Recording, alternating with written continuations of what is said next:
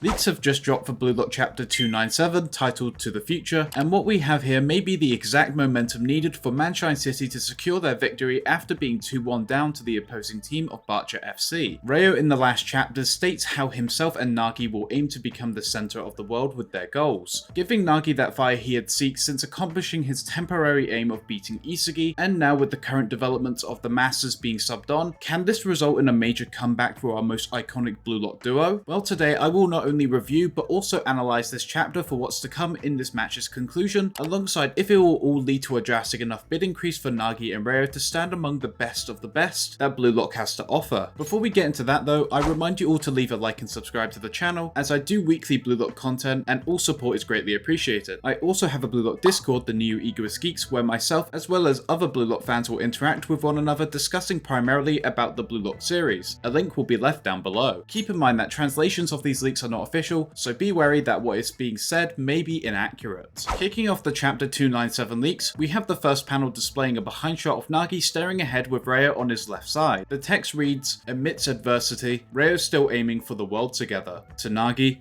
this light is dazzling." Nagi thinks to himself as he admires his partner, "Reo, I lost my fire, but you still gave me a new dream." As the next panel displays Reo confidently spinning the ball on his finger, he says to Nagi, "We need 2 more points, genius. Time to become the protagonists." Nagi continues to think for himself, "Just before you seemed so scared of losing. When I wasn't with you, you were useless. But now, even when you're still a bit scared, you've become super cool." Reo exclaims, "Let's go, genius," followed by Nagi's classic, "Okay, boss," in response, as he continues to think, "I get it, Reo.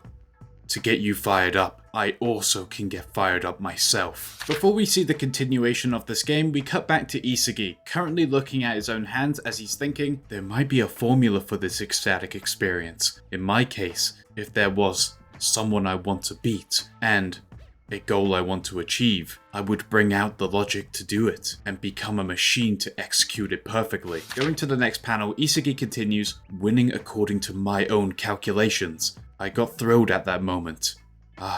But wait, I leveled up so many times like that, so I understand. With every win, every result, my experience and abilities go up. I get better at football. The replicability of my techniques gets higher, but..." Continuing to the next panel, Isagi squats down looking at the ground as a supposed look of dread consumes his facial expression. "I can't reproduce that fire. Back then, those were the only feelings I could hold in that moment. Technique and logic are nothing but means to carry out the plan. Everything needs to begin with the fire inside me." Then in the next panel, Ego cuts Isagi's thoughts off temporarily, announcing, "Now, we'll present the subsequent auction bids," revealing Shido with a final bid of 160 million yen, which is higher than Burū's in the rankings, making Shido the 3rd ranked Blue Lock player in the NAL, and Burū trailing behind only 10 million yen behind Shido in 4th place. Isagi then proceeds with his thoughts, "Dreams and goals, rivals I want to beat. Those who grasped this fire and acted on it will survive, and those who misjudged it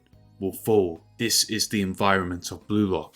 And very fittingly, we cut back to Reo and Nagi, who from the kickoff are rushing upfield with Agi on the right wing. Nagi making the starting pass to Reo to begin their attack. Nagi thinks, "Everything ends if they score 1 more. I have to score a goal. Where does Reo want to pass?" Reo, whilst holding back a Barcha player, makes a pass over to Nagi, and Nagi with his furthest leg makes his heel connect with the ball and bounces in between the Barcha players as Nagi continues with his thoughts, "I want to become the me that Reo desires." The next panel shows Nagi controlling the ball midair with a header. "I got it.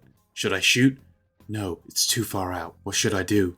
What would Reo do?" Then all of a sudden, it's a Lavinia jump scare! He charged for the ball, exclaiming dinosaur words, and then says how football isn't a pass-connecting sport. Nagi follows up with a worried expression that if Lavinia gets the ball, they could lose. But the number 2 striker of the world, Chris Prince, manages to interject, exclaiming, "To the future! We're not done yet, Manshine City!" Lavinia was angered by Chris's advances, whilst Nagi holds on to shock from his master's charge, to then follow up with even more surprise as Chris ignores Nagi completely as he states, "I won't grant the future to egoists who won't pursue their ideals," which results in Chris making a surprising pass over to the alternative player upfield, Reo. Reo is pleasantly in awe when he's gifted the ball on a silver platter. Chris then screams out to the jack of all trades, "You score it, Reo Mikage. I want to see your future." What follows is Reo moving in a matter matter of seconds, copying a toy's dribbling technique to get around the originator himself, with the next panel then showing Ryo's next copy victim as Rin Itoshi, using his very same setup as he had done against Isagi in the second selection, and to round it all off, Ryo then shoots with a direct shot, quite similar to Rin's one in the second selection, or maybe comparable to Otoya's one in the last chapter. The shot flies across the field, and in a mere instant the ball hits the back of the net and secures Ryo his first ever goal in the NEL, which, as you fans of the channel may know, secures my prediction of Ryo getting a goal in this final game. This goal ties up the game for Manshine at 2-2, and then the star exchange comes to a rather quick end as Lavinio and Chris Prince are going back to the bench to view from the sidelines what the rest of this climactic match has to offer. In the next panel, we see Ryo's goal high quickly settle as he then apologizes to Nagi for scoring out of what seemed to be pure instinct, but Nagi shuts this apology down as he doesn't need it. Because of what Ryo did, because of what he achieved, Nagi has found his answer to what could make him fired up. Ryo is confused, but Nagi explains further.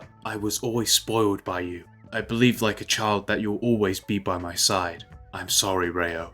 I was a pain. From now on, I'll get fired up and fascinated on my own. I have to change on my own. This spirit will pave the new world for Nagi. And that's where the leaks end for chapter 297. Onto the speculation for the next chapter, we have a few aspects to consider. The biggest one is what Nagi is implying to Ryo at the end of this chapter. Well, to answer truthfully, I believe that I know the full answer, but of course, everything is pure assumption until proven or deconfirmed. The path that Nagi and Ryo need to go down is one not too dissimilar to Isagi and Kaiser's path in execution. Chris stated that due to Nagi having no pursuit upon ideals, he wouldn't pass to him, and instead Ryo's own ideals that Chris was fascinated by at the start is what led to him passing to Ryo for the goal instead, which also led to Ryo not only scoring but tapping into flow on his own. This shines a much needed light onto Nagi's character. He is no longer the favoured genius being handed what people thinks he deserves. Due to his lack of ideals after beating Isagi in a goal scoring opportunity, he now lacks any ideals moving forward. However, the answer to what his new fire could be was right in front of him all this time. He needed to compete with Ryo, not just use him for his own benefit, as Nagi admits that he shouldn't expect Ryo to spoil him like a child and always be by his side. He needs to get fascinated on his own, and the only way to do that effectively is by not being so codependent on Ryo, as Agi stated so many chapters ago. So what I expect for this final goal is that Nagi will compete with Ryo for the final goal and try to seek out his own way to become fascinated by his use of skill to score in an absolutely insane way. But the question is, does he get that assist from Ryo, or does he get this result by finally turning back to Agi to show that he is ready to take the next step, creating a new idea for this new world of his? Another thing I wanted to talk about before we end this video is the Shido and Burū final bid comparison. I don't necessarily believe Shido surpassing Burū is justified. However, what could make sense is that Shido and Burū, through this relative closeness with their final bids, will become rivals in the next arcs, which will provide benefit for both players, allowing them to scope out different ways to approach goal scoring opportunities, and with their shared ability of Predator's Eye, we can expect this to be quite the heated matchup. Finally, I will stand firm on my final bids from this video that I've given to Ryo, Chigiri, Nagi and Bachara, with Ryo's final bid at 70 million yen in 8th place, Chigiri with 75 million yen in 7th place, Nagi with his reclaimed bid of 88 million yen in 6th place, and in 5th place is Bachara, being the final character to hit 9 figures at 100 million yen. Anyway guys, that was my review and analysis on BLUELOCK chapter 297 leaks. The next chapter is titled Alone Together, so I hope you all are excited. And of course, if you are, once again, be sure to hit that like and subscribe button. Stick around for this Saturday for my channel's year anniversary special video, and check out the breakdown of my OC character Raven in the meantime.